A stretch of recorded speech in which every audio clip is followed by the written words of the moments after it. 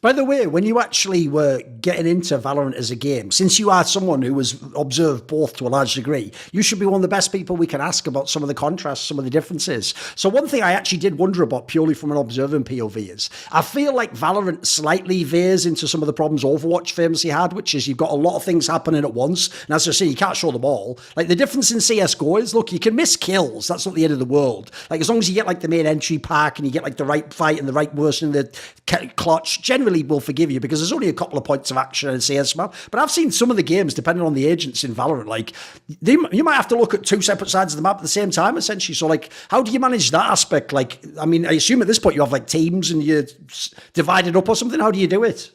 Yeah, we do have teams. So I've only done like a little Overwatch, but I think they usually use like a team of 4 to 5. Yeah, they have a lot. In Counter-Strike, we usually could do everything with a single person because we can bind. Prius and I have like a fully built out Elgato Stream Deck where we've got images of where all the third person cams are. Right. We can easily click those. We've got bind so that when we're in spawn, there's these like cinematics that we've already recorded in advance. Everything's done in advance and we just show up and push the buttons. In Valorant, we usually do 2 to 3 people. I'm always POV, so my focus is on first person. But like a lot of times, like you said, Duncan, like something could be happening on completely other side of the map that impacts the main points. Vipers throwing things miles in the air, Brimstone's throwing mollies miles in the air. Those are things that are harder to spot. Like you have to do the debate of like, do I switch to this Brimstone even though he's not taking a fight? He's sitting in spawn, but he's throwing this molly that's going to prevent the spike from being diffused. You have to make those decisions. We definitely use more free cams or cinematics. Right. So we've got someone that's switching to those, and I think I don't know. I feel like the frags are like slightly less satisfying to watch in Valorant than CSGO. So it's like I'm okay sticking on third person a little more often than I would in CS. Must be wild when people do like the chamber teleport though. Like, where the fuck are we going? You know what I mean? Like, oh god, I just guess. They won't be doing that anymore.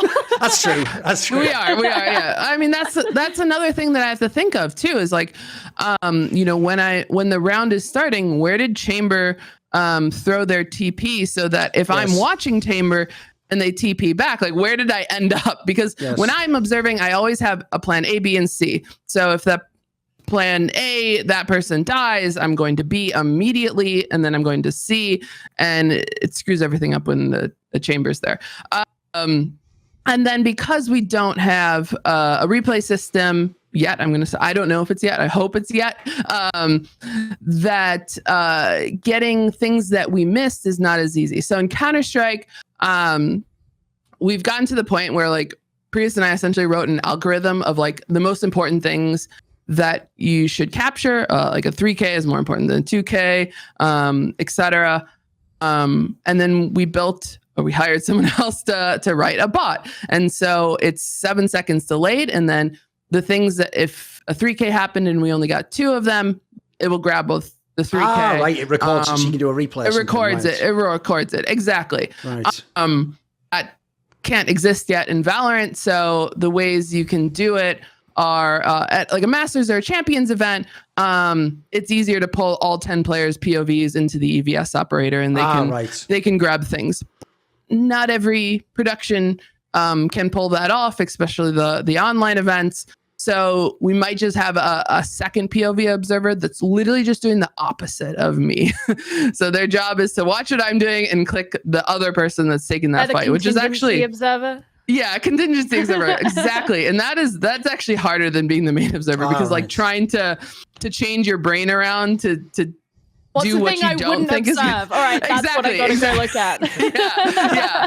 So the joke is you should just hire a bad observer, then they'll actually just do the other shit anyway, won't they? Well, that's why I work with Prius. So there you go. Okay. There you go. Okay. Yeah, so it's a bit of more complicated setup, and then unfortunately, like to get that like delayed observer, that really requires demos, replay systems to be able to read what's happening live. So hopefully that's a thing in the future, because it makes it harder on lower budget productions to get all these angles, which means EVS operator is an expensive job, for right? sure. Like that costs a lot of money to hire. You know, that's actually an area a lot of people won't be aware, because obviously they don't know the tech stuff behind the scenes. Unfortunately, this is where actually sports doesn't do us a favour, because it turns out a lot of the tech that they have in TV, for example, Geo, is actually not good enough for CSGO. Like, I'll just use E-League, for example, when I used to work on with TBS, right?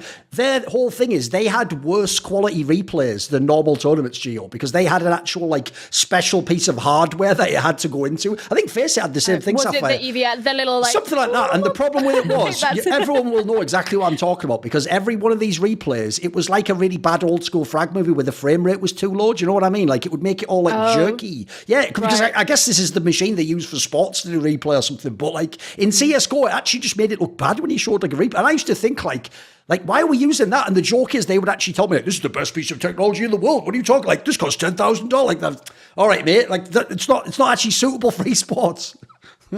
Yeah, no, actually, it's so funny. I would actually challenge someone to build one, because it isn't. There isn't like a best tool right now. But a funny note actually on EVS, like I've been starting a TikTok, like, it's not dancing or anything. It's literally like behind the scenes of But it took me a while to like understand TikTok, but it's all like behind the scenes of esports stuff, and people like love that. And like my best video right now is literally standing behind the EVS operator. Is it the one of Joey?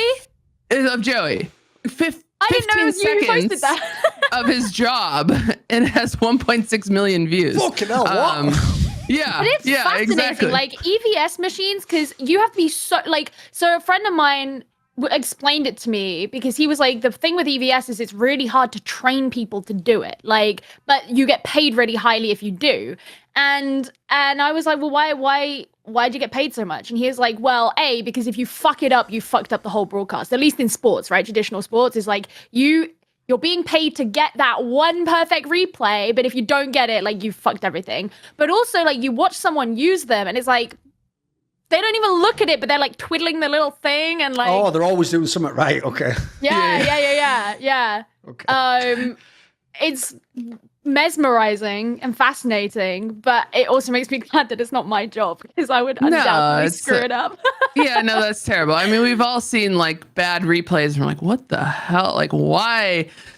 I'd rather have not seen that. Yeah, exactly. Drive 10 seconds back. Yeah, exactly. So yeah, there can be some pretty bad replays, but yeah, I mean, it's an impressive tool to use, like being able to, like, I'm just watching one POV essentially, versus the EVS operator has to know what happened on all 10 player POVs. And we try to like, Joey's who I work with a lot, like, Joey, get I don't know, the 3K that I missed or something. So sometimes I'll beg too, especially when I really know I screwed something up. So I'm like, please show me this, because otherwise, it's lost to history if we don't show it. See more cool, funny, interesting clips based on topics from my content? Well, subscribe to this channel then, or be a pleb and don't.